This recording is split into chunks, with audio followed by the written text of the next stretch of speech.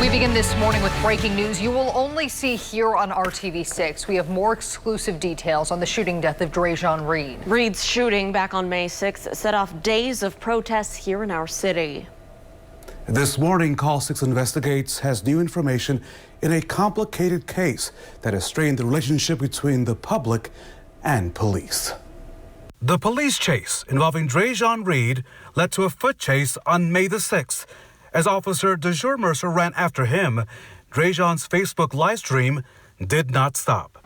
The police use of a taser to stop the 21-year-old did not work. Metro Police say that Reed shot a weapon twice. Call 6 has learned that Officer Mercer fired his gun more than 10 times. Metro Police report a gun was found by Reed's body. 2 casings from that weapon were recovered.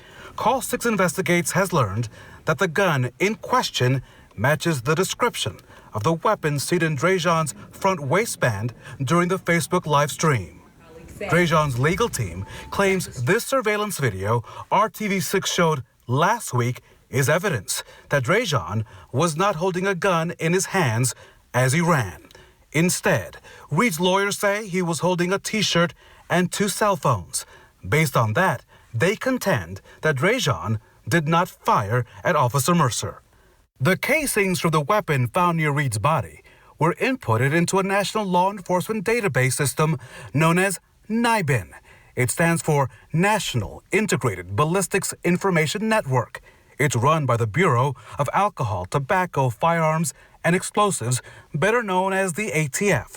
Information from the casings that are processed are shared with local and state law enforcement to help connect the sources of gun-related violence and crimes.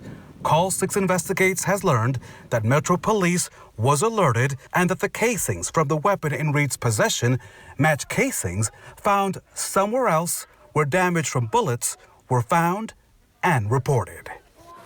And this morning, we don't know where or when those other casings that were found that are connected to the weapon recovered by Reed's body, when they were found and who was behind the gun at the time. As for the officer firing more than 10 times, that could be part of his training. That will be up to the investigation to determine whether the shooting, though, was justified or not. And this morning, Lauren, still so many unanswered questions. We'll keep working on this story. Raphael Meredith here. I'm curious, what are you hearing from police, the lawyers for Reed's family, the lawyer for Officer Mercer, and the special prosecutor? Well, Meredith, all parties were given to 11 a.m. yesterday. I made them all aware of this story that was going to air this morning, and they all were able to respond if they could.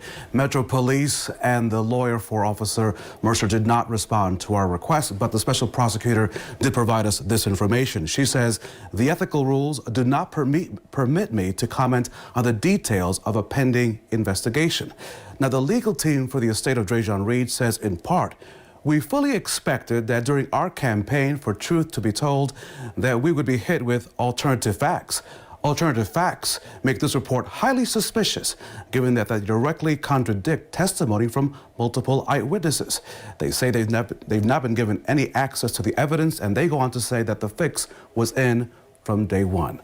Just last week, as you may recall, right here on Good Morning Indiana, we showed you that brand new video moments before the shots were fired. All of those stories and this developing story right now on our website, theindychannel.com.